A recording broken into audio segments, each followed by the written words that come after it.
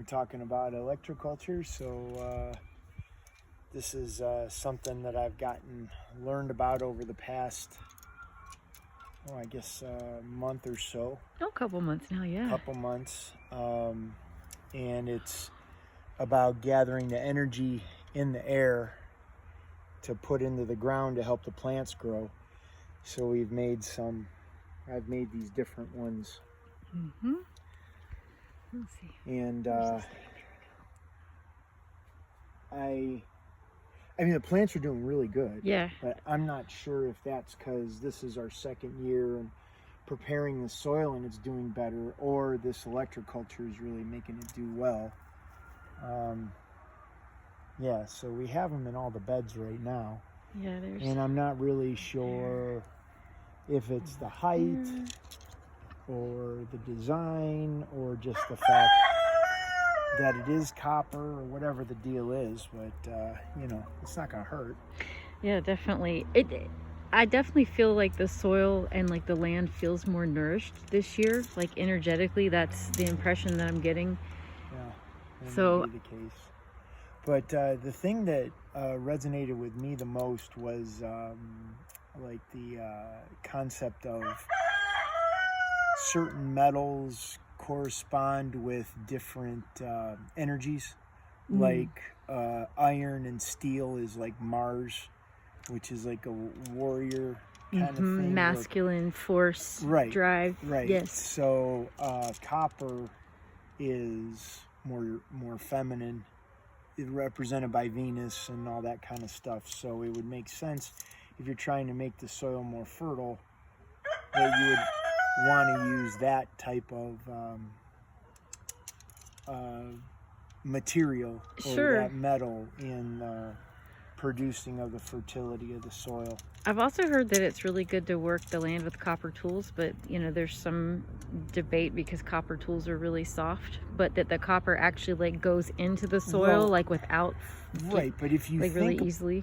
If you think about the soil being so friggin' hard because they strip the topsoil off the land and the erosion and all that, that you would need a metal tool.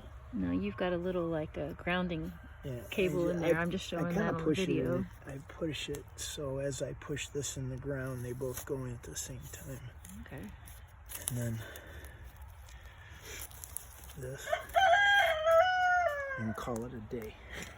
Yeah, so I think I remember you saying something about the little, like from the research you've been doing, the smaller antennas more frequently seem to be more effective than it's the simple ones. There was this one lady that did this big antenna on a telescopic pole to get up higher, and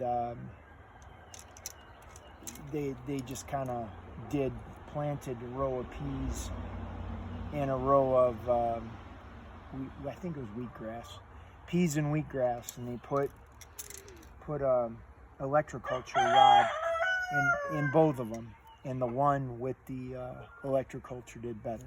So yeah, you know, it's like I said, it's not gonna hurt, and it kind of looks cool actually. I like it a lot. And all this stuff is growing good. Yeah, all the little starts are coming up, and tomatoes everywhere, and the oregano, my God, we've got two different kinds. This one's really, really intense. Like this is gonna be what I make oregano oil and oregano tincture with, and then this one we'll use for cooking. And these are all from last year. So oregano is a perennial, and it didn't do a fraction of this last year. Okay, like this is already like 3 times what we got last year. So just saying, something's working. And I know more established plants do better, but yeah, we had quite an experience last year with the pond soil that was more like appropriate for making bricks and amending that. Yeah, well, one might call that experience a shit show.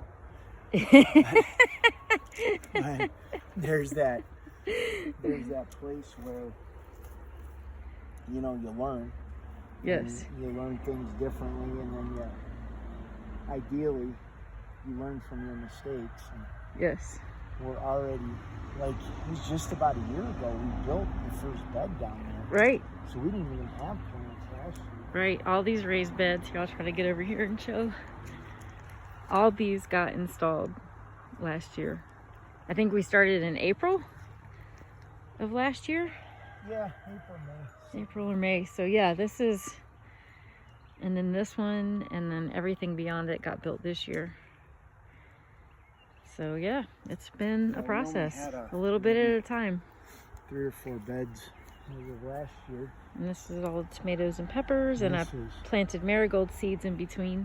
All these Egyptian walking onions are like amazing. That just came from a couple of plants that were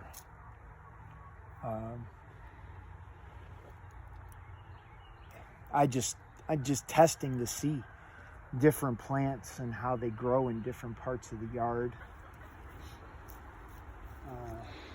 And some just absolutely don't work. Like, we can't grow greens over on this side because... Right, they get real thin and wispy. You can see those. No, it's not even the thin and wispy. Because the sweet potatoes did real good, but then the groundhog would come down and eat it.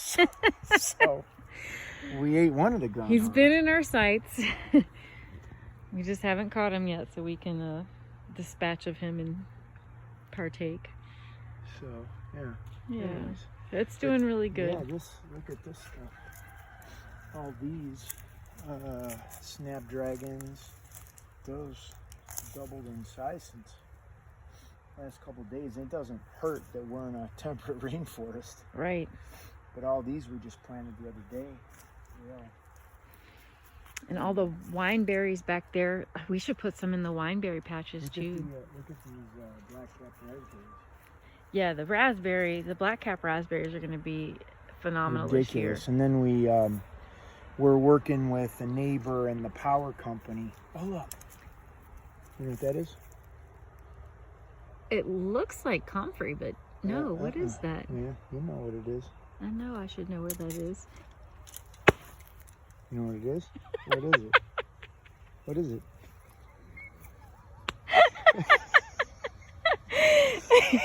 That's Foxglove. Foxglove?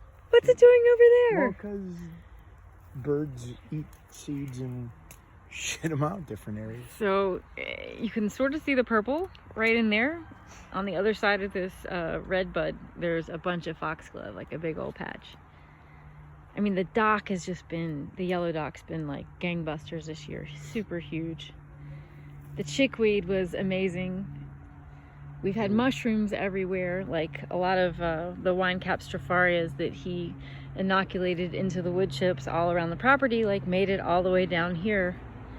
And we found some that were the size of dinner plates. I mean, just so abundant this year. When we have the potluck is when? June 3rd. June 3rd, so. Oh, and the potluck and trade blanket. Yes. So they can bring stuff to trade. Yeah, so it's just like anything. You can treat it like a swap meet. Bring stuff that you want to donate or give away, or stuff that you want to trade. I might have some of these. I know, that'd be great. Yeah, I've got all kinds of stuff that I've been gathering up to, including some tinctures and clothes and some jewelry and a deck of oracle cards and, you know, all kinds of fun stuff. You never know what's going to show up. We'll trade this. We'll trade that. I don't know if any of you guys remember the oddities exchange that I would do when I would do a Madam X's event. But, you know, if you have anything that's interesting, unusual, or, you know, that you're ready to let go of, and like a bear penis or something. Like a bear penis bone, you know, something like that, you know, feel free to bring that too for the swap meet or the trade blanket. And yeah, we'll see you there on June 3rd.